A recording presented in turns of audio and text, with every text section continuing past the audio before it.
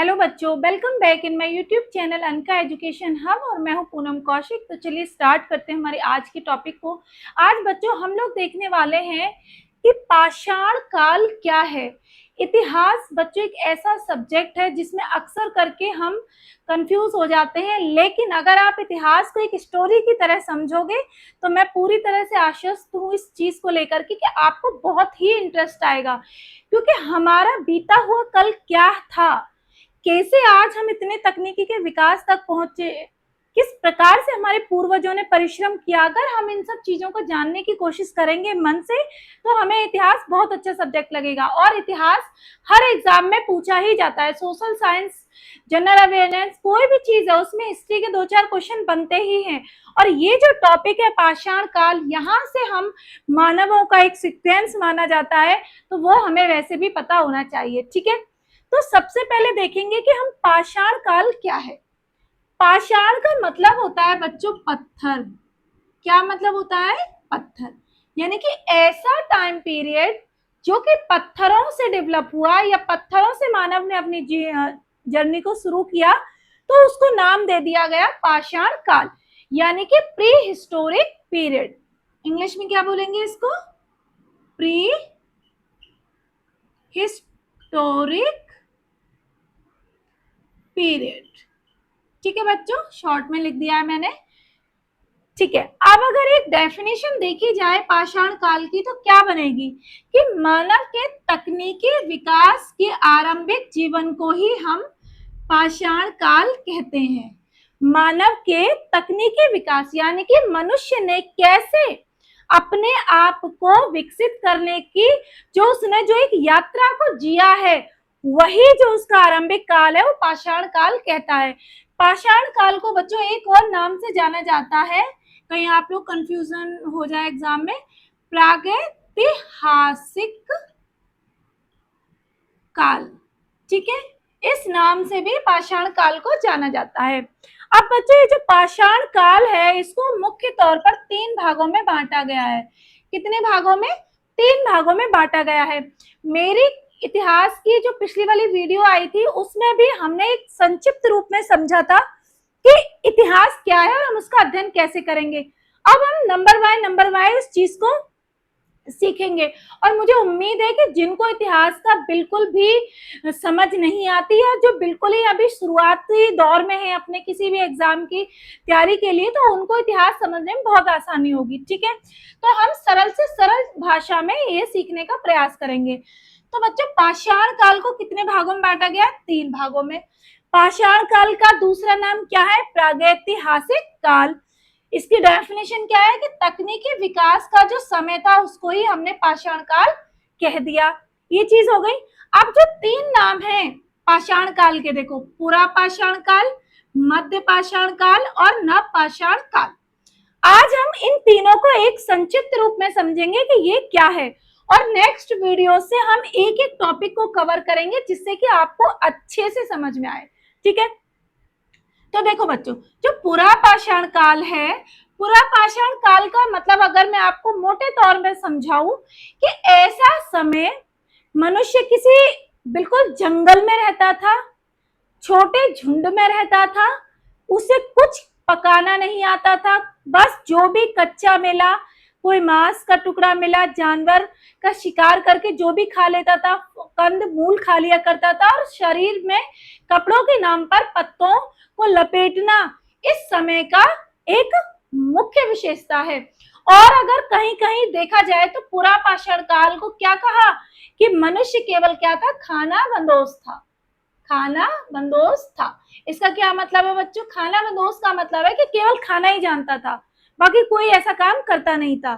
और इसको हमारे भारत में किसने लाया या किन्होंने इसकी शुरुआत करी? तो हमारे भारत में 13 मई 1863 को 13 मई 1863 को बच्चों रॉबर्ट ब्रूस फुट ने कर्नाटका में जो मैसूर है, चेन्नई, वहां पर सबसे पहले हमें पुरा पाषाण काल का अवशेष मिले, जहां पर हमें 15 से 16 करोड़ साल पहले मनुष्य की क्या जीवन शैली थी उसके अवशेष मिले हैं।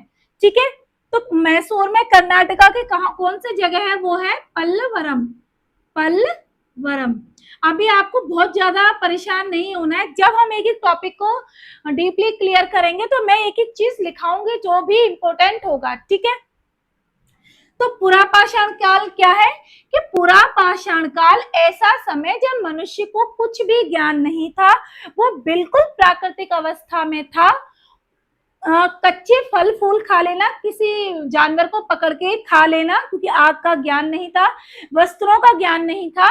और इस समय जो मनुष्य के जो हथियार होते थे उनकी शेप कैसी होती थी बच्चों, देखो ऐसे, कुछ भी बेडोल जैसे नेचुरल थे, बस ऐसे ही पत्थर उठाया, जानवर को मारा या उसका पेट फाड़ा, जो भी करते थे वो नेचुरल प्रोसेस से करते थे, ठीक है। उन्हें अभी उस समय इतना ज्यादा विकास नहीं था, तो ये चीज समझ में आ गई कि पुरा पाषाण काल क्या है। रॉबर्ट ब्रूस फ्रूट ने भारत में इस समय को जानने का अवशेष प्राप्त किए, कहां से, कर्नाटक मैसूर में पल्लवरम नामक स्थान से, ठीक है बच्चों। अब इसकी जो भी विशेषताएं हम जब इसको पढ़ेंगे जब देखेंगे। दूसरा है मध्य पाषाण काल। मध्य पाषाण काल का मतलब क्या है कि सन 1867 ईस्वी में C.L. कार्लाइन ने कहा, C.L. कार्लाइन ने मध्य प्रदेश में जो विंध्याचल पर्वत श्रृंखला है, विंध्याचल पर्वत या रेंज, वहां से बच्चों हमें मध्य पाषाण काल के अवशेष प्राप्त हुए। कैसे कि जब हम जाते हैं तो जब हम एमपी जाएंगे तो वहां पर जो विंध्याचल पर्वत है उसमें उन्होंने चित्र पहाड़ों पर चित्रण किया है। उस समय वो कैसे शिकार कर रहे थे, कैसे जानवरों को मार रहे थे, कैसे खा रहे थे, वो शवों को कैसे दफनाते थे, इन चीजों को उन्होंने पत्थरों पर उकेरने का प्रयास किया। तो इसीलिए मध्य पाषाण काल पुरा पाषाण काल से थोड़ा सा डेवलप था। इनके औजार बेढोल थे, लेकिन मध्य पाषाण काल के जो औजार थे वो थोड़े से सक्रिय हो गए थे, ठीक है, थोड़े से नुकीले बना लिए थे, कि थोड़ी शेप दी उन्होंने। ये चीज समझ में आ गई कि किसने शुरू किया भारत में मध्य पाषाण काल का कहा, कैसे शुरू हुआ और किसने किया, ये चीजें हो गई। अब तीसरा है नवपाषाण काल। नवपाषाण काल का मतलब ऐसा समय जो कि कच्चे फलों से लेकर के और अपने हथियारों को एक मापदंड देने तक, या फिर अपने जीवन की जो भी उनका कालक्रम है उसको पर्वत श्रृंखला पर उकेरने के बाद मनुष्य अब इस सीढ़ी पर आ चुका था कि उसे आग का ज्ञान था, उसने पहिए का आविष्कार किया, वो प्रॉपर खेती कर रहा है, प्रॉपर पशुपालन कर रहा है, ठीक है।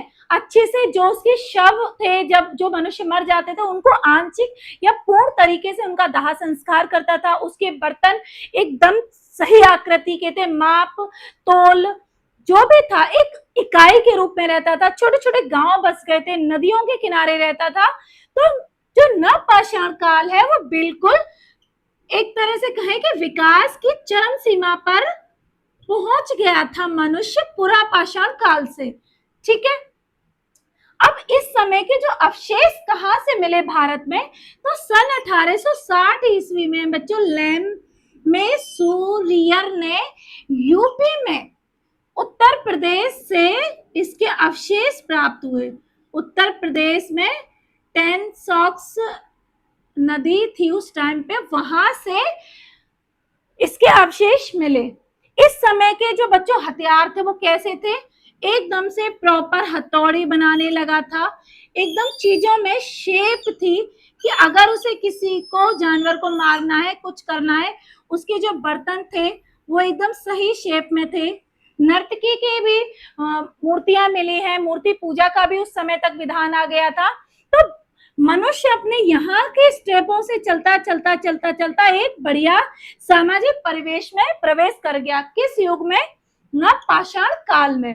ये जो तीनों काल हैं, इन तीनों कालों को पढ़ा किस में जाता है बच्चों, पाषाण काल में या फिर प्रागैतिहासिक काल में। इसको कहीं कहीं पे बच्चों ऐसे भी लिखा मिलेगा, ऐसा नहीं बोलना कि मैम ने गलत लिखा, कहीं कहीं ऐसे ही मिलता है, कहीं कहीं गा पे भी मिलता है, ठीक है।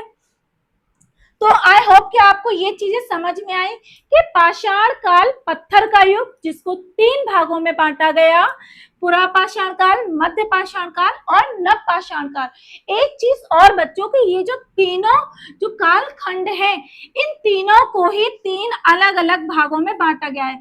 यानी कि पुरापाषाण काल भी 3 कालों में बटा हुआ है। कैसे? निम्न पुरापाषाण काल, मध्य पुरापाषाण काल और उच्च पुरापाषाण काल। इसी प्रकार से जो मध्य पुरापाषाण काल है ये भी 3 भागों में बटा हुआ है और नव पाषाण काल जो है ये भी 3 भागों में बटा हुआ है। ठीक है बच्चों, आई होप कि आपको पाषाण काल कितने कालखंड, कैसे और किस किसने भारत में इनकी जो अवशेष है उनको ढूंढने का काम किया, ये चीजें आपको अच्छे से समझ में आ गई होगी। अब कल से बच्चों पहला हमारा टॉपिक होगा पुरापाषाण काल। हम इसको अच्छे से गहराई से इसका चिंतन करेंगे और समझने का प्रयास भी करेंगे। आपको आज की वीडियो कैसी लगी प्लीज कमेंट करके एक बार जरूर बताइएगा। Thank you, bye bye.